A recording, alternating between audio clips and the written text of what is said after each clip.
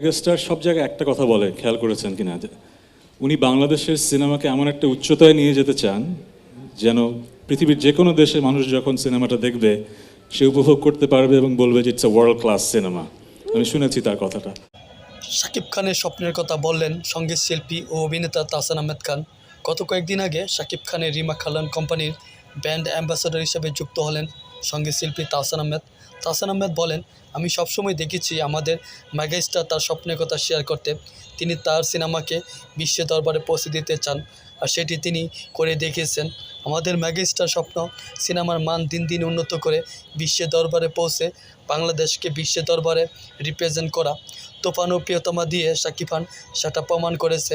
তাহসান আহমেদ বলেন, আমি শাকিব খানের রিমা খালান কোম্পানির ব্র্যান্ড অ্যাম্বাসাডর হতে পেরে নিজেকে ধন্য মনে করছি। শাকিব খানের সাথে আমি এক হয়ে ভালো ভালো কাজ করে দেশ ও দেশের বাইরে উপহার দিতে চাই। আর আমাকে রিমা খালান অর্থাৎ শাকিব খান আমাকে সেই সুযোগ করে দিয়েছে, তাই আমি তার কাছে চিরকৃতজ্ঞ।